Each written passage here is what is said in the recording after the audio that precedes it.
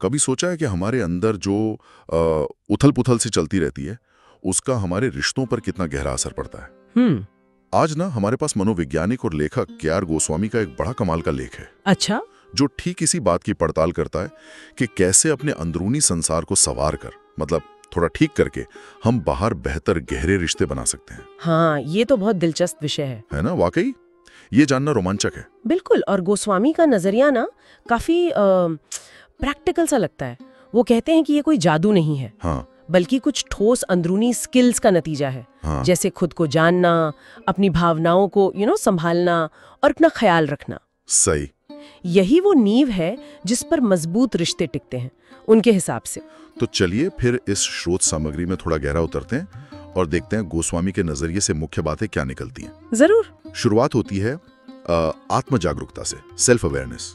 गोस्वामी कहते हैं कि खुद की भावनात्मक जरूरतों, अपनी शक्तियों, कमजोरियों को समझना, ये रिश्तों की बुनियाद है। हाँ। खासकर उन चीजों या हालातों को पहचानना जो हमें एकदम से गुस्सा या दुख दिला देते हैं, जिन्हें आजकल ट्रिगर्स भी कहते हैं। हाँ, ये ट्रिगर्स वाली बात बहुत अहम है। तो ये पहचानना क्यों इतना अहम है उनके हिसाब से? देखिए, गोस्वामी के लेख की दिलचस्प बात यह है कि वो इस जागरूकता को सीधे हमारे व्यवहार के पैटर्न से जोड़ते हैं। अच्छा, कैसे? जैसे अगर हम समझ जाएं कि क्यों हम किसी खास सिचुएशन में हमेशा बहस करने लगते हैं या चुप हो जाते हैं, तो हम उस पैटर्न को तोड़ने के लिए कुछ कर सकते हैं। सिर्फ पहचानना ही नहीं, बल्कि ये समझना कि क्यों ये पैटर्न बना।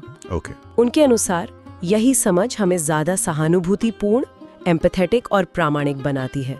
रिश्ते फिर सिर्फ ऊपरी नहीं रहते, उनमें गहराई आती है। नहीं, उन्हें संभालना भी आना चाहिए, खासकर मुश्किल पलों में। सही कहा। गोस्वामी इसे भावनात्मक विनियमन या इमोशनल रेगुलेशन कहते हैं, मतलब अपनी भावनाओं को मैनेज करने की कला। हाँ। खासकर जब तनाव हो या कोई झगड़ा हो रहा हो।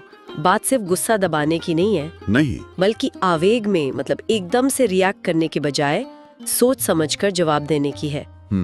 और मनोविज्ञान इसमें कई तरीके सुझाता है, और गोस्वामी के लेख में भी इसका जिक्र है।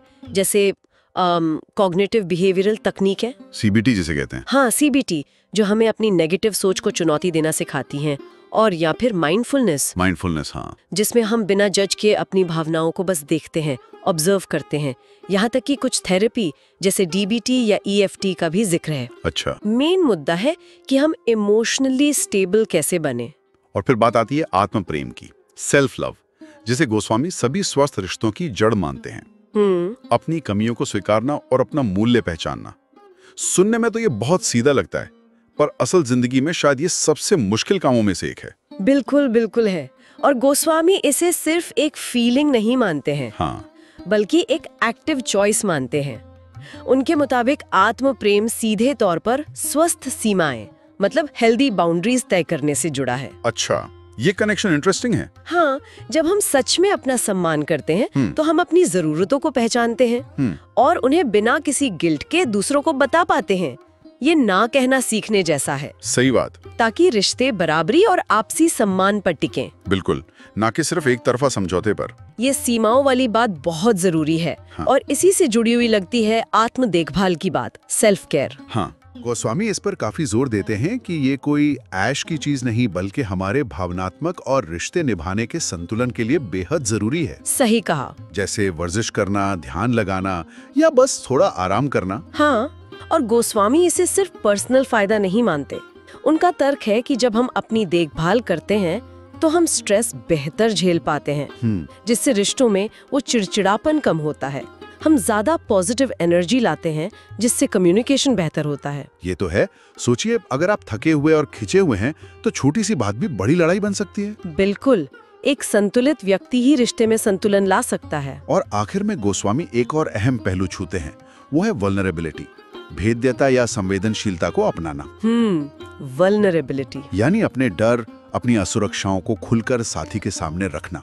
ये सुनने में थोड़ा डरावना लगता है ना? लगता तो है, क्योंकि हमें अक्सर सिखाया जाता है कि मजबूत बनो, कमजोरी मत दिखाओ। हाँ। लेकिन गोस्वामी इससे कमजोरी नहीं, बल्कि साहस का प्रतीक मानते हैं, करेज का। अच्छा। उनका कहना है कि जब हम अपनी असलियत, अपनी कमियों के साथ सामने रखते हैं तो ये गहरे विश्वास को जन्म देता है। ट्रस्ट बिल्ड करता है।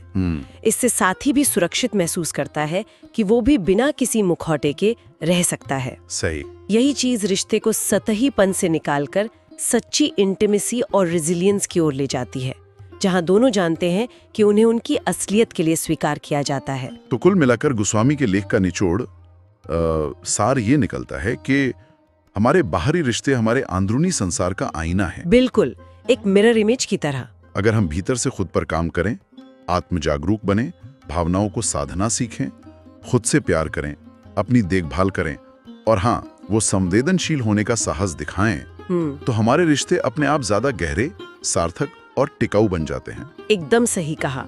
मतलब रिश्तों को सुधारने की चाबी कहीं बाहर नहीं, हमारे अपने अंदर ही है। भीतर का संतुलन ही बाहर के संबंधों में झलकता है। गोस्वामी का यही मुख्य संदेश लगता है। और जाते जाते एक सवाल सबके मन में छोड़ जाते हैं फिर। हाँ। आज अपने किसी एक भावनात्मक ट्रिगर को पहचानने की कोशिश करें और जब वो महसूस हो तो तुरंत रिएक्ट करने के बजाय सिर्फ एक पल रुक कर देखें कि क्या महसूस हो रहा है। एक छोटा सा पॉज। हाँ, बस एक पॉज। शायद ये अपने अंदरूनी संसार को बेहतर बनाने की दिशा में एक छोटा मगर अहम कदम हो। बिल्कुल हो सकता है।